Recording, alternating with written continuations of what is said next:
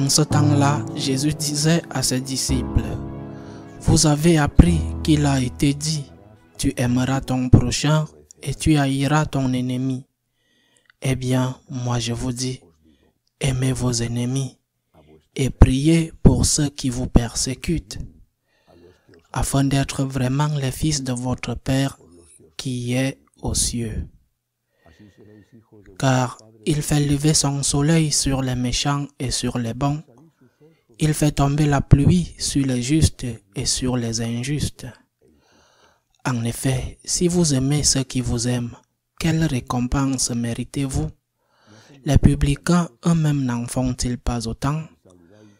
Et si vous ne saluez que vos frères, que faites-vous d'extraordinaire? Les païens eux-mêmes n'en font-ils pas autant? Donc, vous serez parfaits comme votre Père céleste est parfait. Acclamons la parole de Dieu. Ce passage de l'évangile de Saint Matthieu est la suite de celui que nous avons lu et médité hier. Il continue avec le même thème fondamental dans le christianisme, sans lequel on n'atteint pas la plénitude de la morale chrétienne. Une plénitude qui est atteinte avec cette demande du Seigneur, avec ce commandement du Seigneur, soyez parfaits comme votre Père céleste est parfait. Mais comment peut-on être parfait comme Dieu? C'est en dehors de nos possibilités. Comment peut-on aimer l'ennemi? Qui peut le réussir? Surtout certains ennemis qui nous ont fait tant de mal ou qui ont fait tant de mal aux nôtres. Comme je le disais hier, face à notre faiblesse, face à notre limitation, la solution n'est pas de fuir et de renoncer à cette chose difficile, mais de supplier Dieu de nous donner la force, de nous donner la grâce pour l'atteindre, pour la rendre possible. Et si nous ne réussissons pas, se relever, essayer à nouveau. Commençons par la chose la plus simple, prier pour nos ennemis. Commençons par cela. Quelqu'un te déplaît, quelqu'un te fait du mal, quelqu'un fait du mal à tes proches. Commence par prier pour lui, pour qu'il se convertisse, pour qu'il se rende compte du mal qu'il fait. Commence par cela, puis promets-toi que, quoi qu'il arrive, si tu as un jour l'occasion de te venger, tu ne le feras pas, tu ne te vengeras pas. Pour arriver, avec la grâce de Dieu, au 3e niveau, non seulement à ne pas lui faire du mal, mais même à lui faire du bien. Mais comme je l'ai dit, c'est aussi l'évangile d'hier. Et aujourd'hui, l'Église célèbre la mémoire libre d'une sainte à laquelle j'ai une dévotion particulière, Sainte Marie-Michel du Saint-Sacrement. C'est une sainte de Madrid, mais ma dévotion pour elle ne vient pas du fait qu'elle soit née à Madrid. Cette sainte, issue d'une famille noble, aristocrate, cette femme, non seulement a tout quitté, sa passion, sa position, son argent pour fonder un ordre religieux, les adoratrices, mais elle avait un tel amour pour l'Eucharistie qu'on l'appelait la folle du sacrement. Il l'appelait de manière affectueuse la folle du sacrement. Sacrement voulait dire l'Eucharistie. Son amour pour l'Eucharistie l'a conduite, l'a amenée à établir, à créer cette congrégation dédiée à l'adoration perpétuelle. Le Christ dans l'Eucharistie était sa passion, son amour fou, son amour passionné. Mais ce Christ dans l'Eucharistie l'amenait aussi à s'occuper des plus démunis,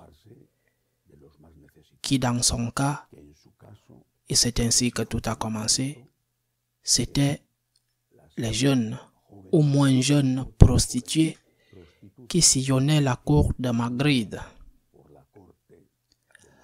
La folle de l'Eucharistie adorait le Saint-Sacrement et accueillait ces femmes, leur donnant un foyer et essayant de les aider à quitter une profession dont beaucoup d'entre elles ne voulaient pas.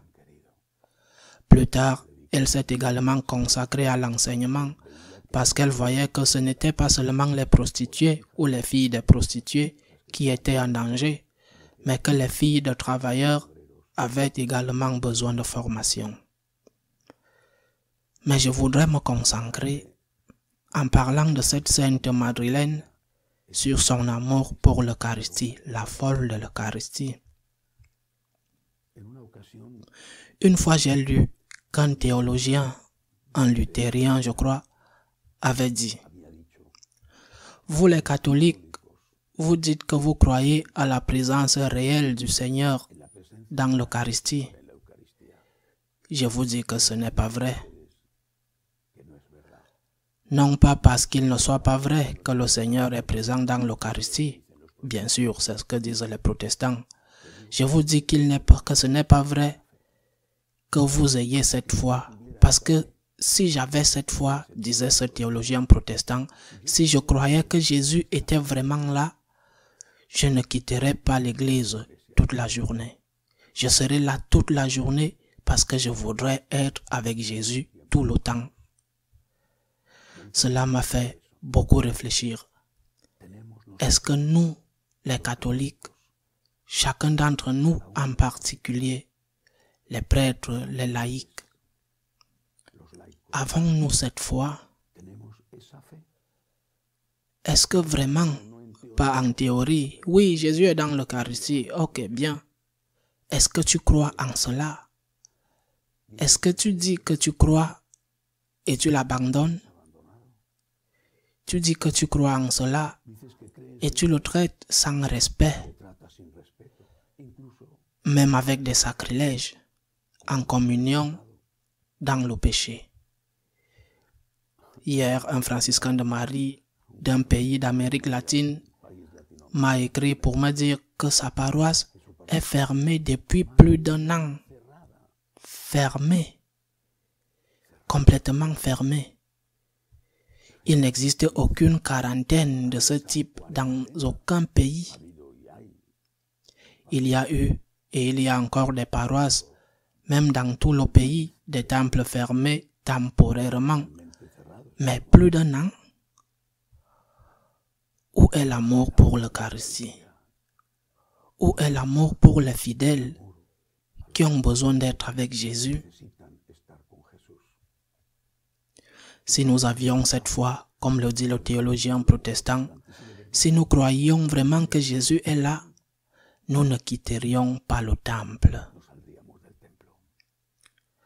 Je vais raconter une histoire à moi.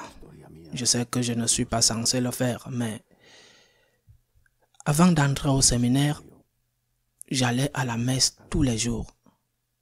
Je n'ai pas commencé à aller à la messe parce que je suis entré au séminaire, mais je suis entré au séminaire parce que j'allais à la messe. Avant d'entrer au séminaire, j'ai passé quelque temps dans une des maisons que mes parents avaient à la campagne, et c'était loin de la ville où il y avait la messe quotidienne. Chaque jour, je marchais 2 heures à l'aller et 2 heures au retour, me levant très tôt pendant les vacances pour aller à la messe. Si je crois que Jésus est là, comment ne pas lui rendre visite? Comment ne pas prendre soin de lui? Comment ne pas le respecter? Comment ne pas l'adorer? Et si je ne crois pas qu'il soit là, qu'est-ce que je fais en tant que catholique ou qu'est-ce que je fais en tant que prêtre? La folle de l'Eucharistie, comme on appelait ma compatriote Sainte Marie-Michel. Nous devons être fous de l'Eucharistie. C'est le Christ. Et lorsque le Christ est offensé, nous ne pouvons pas détourner le regard. Lorsqu'ils offensent le Christ, nous ne pouvons pas dire « Je ne le connais pas », comme l'a dit Saint Pierre dans la nuit du jeudi saint.